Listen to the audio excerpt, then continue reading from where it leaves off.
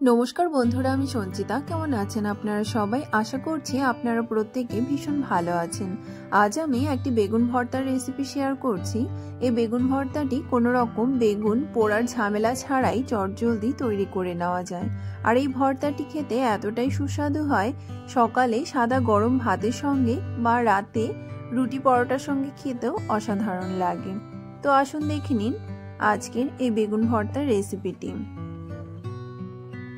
প্রথমে একটি বড় সাইজের বেগুনকে পরিষ্কার করে জল দিয়ে ধুয়ে গোল গোল করে বড়ার আকারে কেটে নিয়েছি। এবার এতে দিয়ে দিয়েছি স্বাদমতো লবণ আর সামান্য হলুদ গুঁড়ো দিয়ে এই বেগুনের টুকরোগুলোকে ভালো করে লবণ হলুদ মেখে নিয়েছি।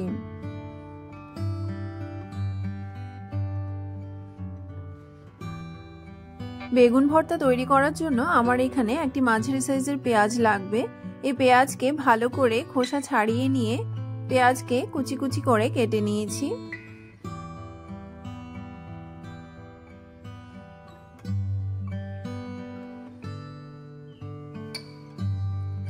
আর এখানে লাগবে একটি টমেটো। এই টমেটোকেও মাঝখান থেকে কেটে নিয়েছি। আর এখানে লাগবে কয়েক কোয়া রসুন।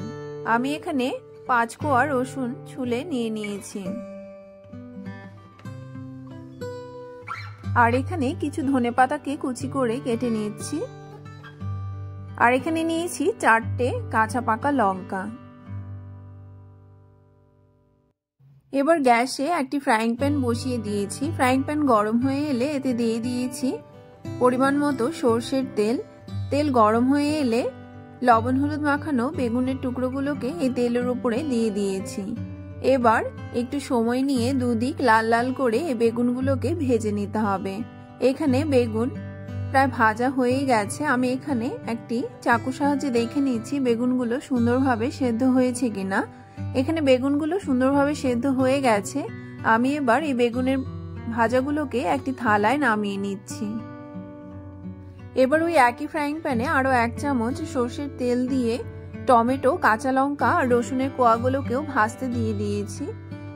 এবার সবকিছুকে একটু ভেজে নিতে হবে।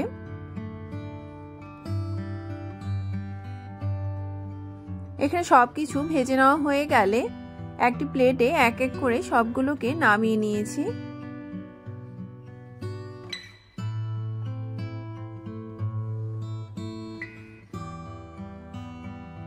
এবার একটি থালায় নিয়ে নিয়েছি বেগুন ভাজা, টমেটো ভাজা, কাঁচা লঙ্কা ভাজা আর রসুন ভাজাগুলোকে। এবার এতে দিয়ে দিয়েছি স্বাদমতো লবণ। প্রথমে কাঁচা লঙ্কার সঙ্গে রসুন আর লবণকে ভালোভাবে মেখে নিতে হবে। এখানে আমি সবকিছু হাতের সাহায্যে মেখে নিচ্ছি। আপনারা যদি চান হাতা কিংবা চামচের সাহায্যেও এখানে মেখে নিতে পারেন। এক এক করে টমেটো, বেগুন সবকিছুকেই একসঙ্গে ভালোভাবে মেখে নিতে হবে।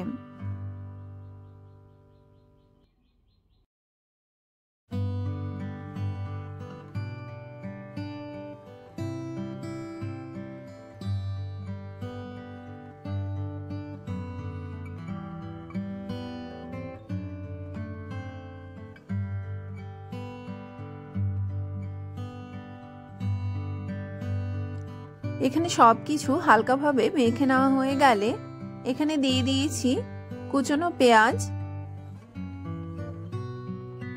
আর দিয়েছি ধনেপাতা কুচি। আর এখানে উপর থেকে দিয়ে দিয়েছি 1 চামচ সরষের তেল দিয়ে এবার সবকিছুকে ভালোভাবে মেখে নিতে হবে। সবকিছু সুন্দরভাবে মেখে নিলেই বেগুন ভর্তা একদম তৈরি হয়ে যাবে। এখানে আমার বেগুন ভর্তা একদম তৈরি হয়ে গেছে সার্ভ করার জন্য। আমি এবার একটি সার্ভিং বোলে এই বেগুন ভর্তাকে সার্ভ করে দিয়েছি। আর ওপর থেকে ছড়িয়ে দিয়েছি কিছুটা কুচনো পেঁয়াজ আর কিছুটা ধনেপাতা কুচি। আর ওপরে দিয়ে দিয়েছি একটি কাঁচা লঙ্কা। এবার সাদা গরম ভাতের সঙ্গে এই সুস্বাদু বেগুন ভর্তা সার্ভ করে দিচ্ছি। এই বেগুন ভর্তাটি খেতে এতটাই সুস্বাদু হয় যে সাদা গরম ভাতের সঙ্গে আর কোনো কিছুর প্রয়োজনই হয় না। তো বন্ধুরা, আপনারাও যদি এমন চটজলদি বেগুন ভর্তা খেতে চান তাহলে খুব সহজেই বাড়িতে এইভাবে তৈরি করে নিতে পারবেন। আমার চ্যানেলটি যদি আপনাদের ভালো লেগে থাকে তাহলে আমার চ্যানেলটিকে সাবস্ক্রাইব, লাইক, কমেন্ট এবং শেয়ার করতে ভুলবেন না যেন। দেখা হবে আবারও কোনো নতুন রেসিপির সঙ্গে। ভালো থাকবেন, সুস্থ থাকবেন। ধন্যবাদ।